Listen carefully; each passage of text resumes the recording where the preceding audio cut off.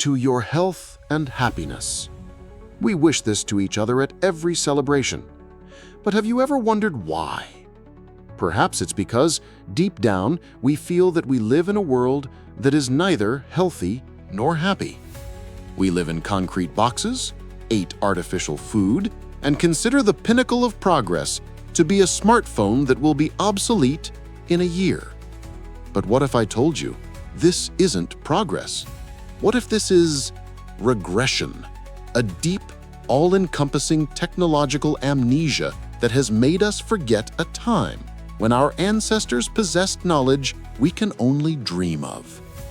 Today, we embark on a journey through the ruins of a lost world. We will not look at them as tourists. We will look at them as engineers, as detectives trying to reconstruct a crime scene, a crime against our own history. Why do ancient bridges and cathedrals stand for centuries while modern ones require repairs after a few decades? How did primitive people, without lasers and computers, create masterpieces we cannot replicate? And the main question, where did these technologies go? Part 1. The Industrial Paradox, the mystery of production. Let's look at any masterpiece of the past. The Liberty Bridge in Budapest. Majestic, intricate, built in 1896. The official story tells us that Emperor Franz Joseph personally drove the last rivet by pressing a button on a steam hammer. Let's stop right there. A steam hammer for rivets? Millions of perfectly aligned holes, thousands of tons of perfectly shaped steel. We are shown paintings of a poor blacksmith in a hovel forging forks for the king, or a weaver in a dugout on a primitive loom making brocade for the queen. This is not just a lie. It is a mockery of logic. Production is technology. It requires machinery, calculations, energy, and logistics. To build such a bridge, you don't just need a hammer. You need rolling mills, drilling machines with mechanical supports, precision measuring tools, cranes, and most importantly, knowledge. Take the technology of riveting. For a joint to be watertight, like on the hulls of World War II submarines that withstood depths of 200 meters, you needed to make millions of perfectly matching holes. Then heat each rivet to 1000 degrees Celsius, insert it, and instantly hammer it from the other side with a hydraulic riveting gun before it cooled below 500 degrees Celsius. We are shown photographs of the construction of the Titanic, where workers are using these very hydraulic riveting guns with modern cranes in the background. It was a highly complex, precise technological process. But the official history wants us to believe that 100 years ago, people did the same thing by hand, with a chisel and a keen eye. This is absurd. This is technological amnesia. Our memory of the true level of industrial development of the pre-revolutionary world has been erased. Part 2. The energy of the ancients, beyond fire and steam. But any technology requires energy. And here, we approach the biggest mystery. We are told our ancestors used only fire, water, and steam. But the architecture tells a different story. Look at Gothic cathedrals, at mosques, at temples all over the world. These are not just houses of prayer. They are stone machines. They are technological installations. The countless arches, domes, and spires are not just decoration. They are focusing nodes. They are resonators. The ancient Greeks. We are told the fairy tale of Archimedes who burned the Roman fleet with mirrors. But try to hold a beam from a hand mirror on a single point on a ship a kilometer away. It's impossible due to the shaking of your hands. Now, imagine they weren't hand mirrors, but segments of a giant solar power station. Hundreds of flat mirrors focused on a single point by an automated guidance system. This is no longer a myth, but a technology. And what if they weren't just heating water? What if these giant stone lenses, the cathedrals, were collecting not only sunlight, but the energy of the people themselves? Thousands of worshippers joined in a single resonance inside a giant resonator could generate incredible power. This is the feeling of bliss and communion with the gods that believers talk about. But are they gods? Or just laws of physics that we have forgotten? Look at the Mirror Mosque in Iran. The walls and dome are completely covered in mirror mosaics and precious stones. The official version is for beauty, but any engineer would see something else. It's a perfect resonator, accumulator, and transducer of energy. We see empty sockets in the walls of ancient temples and think they held candles. But what if they held crystal chandeliers, conductors, parts of a huge energy machine that have been looted? We look at the lead pipes in ancient Rome and think it was a water system that poisoned everyone. But what if it wasn't a water system, but pipes with a heat transfer fluid for a solar station, where molten tin was needed to cast perfect mirrors? But energy and machines are nothing without materials. And here, our technological amnesia becomes even more apparent. How did they cast giant flat mirrors?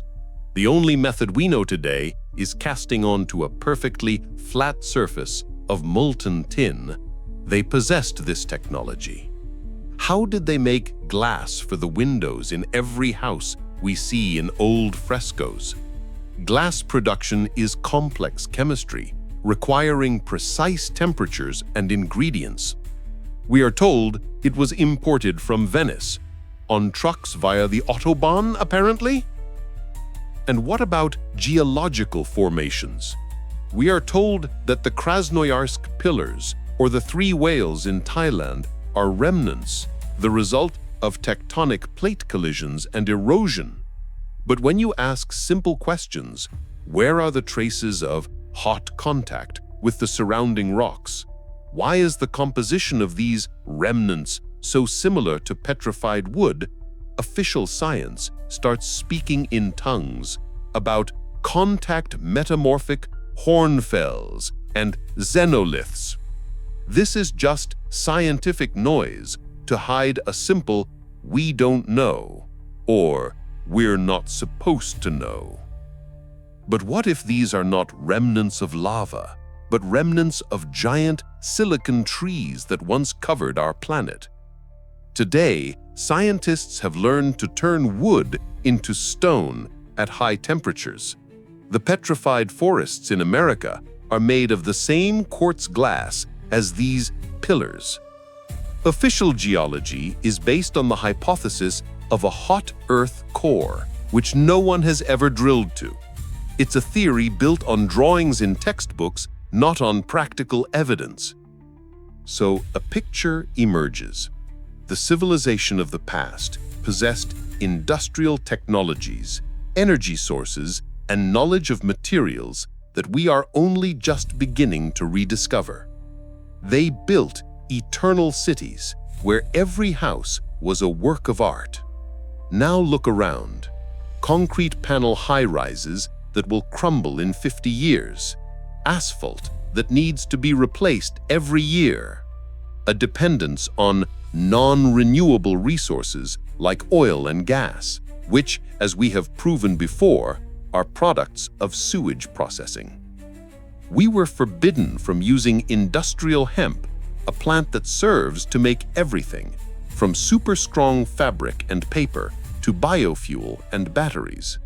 1 hectare of hemp yields 4 times more paper pulp than a hectare of forest, and it grows in 4 months, not decades. The first Levi's jeans, the first Gutenberg Bible, the U.S. Declaration of Independence, all were made from hemp. It was replaced with cotton, which requires enormous amounts of water and chemicals. Why? Because you can grow hemp anywhere. It's impossible to monopolize. We were deprived of knowledge. We were deprived of technology. We were deprived of cheap energy and universal materials. We were locked into a primitive system based on scarcity, exploitation, and wars over resources that are, in fact, infinite. Our memory was erased, and the main tool for this erasure is the school system. A study commissioned by NASA produced a shocking result. 98% of children are born with genius-level divergent thinking, the ability to find multiple solutions to a single problem. But by age 15, after going through the school system, that figure drops to 12%. School does not teach us how to think. It teaches us what to think. It fills our brains with dogmas and paradigms that block our innate creative potential. We are fed a false dichotomy.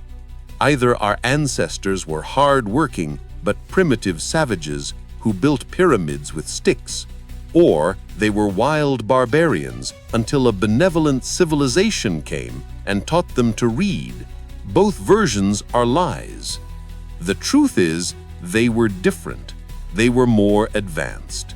And the traces of their greatness are everywhere, in every megalithic structure, in every ancient text, in every architectural masterpiece. We are a civilization with amnesia. We live among the ruins of a high-tech past, unable to even comprehend what we have lost. But memory can be recovered.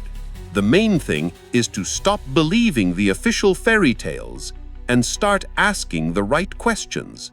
To stop wishing each other health and start creating the conditions for it. To stop being a cog in their system and remember that the genius capable of changing the world still lives inside every one of us. We just need to let it surface again. This is where I sign off. Think for yourselves, and until next time.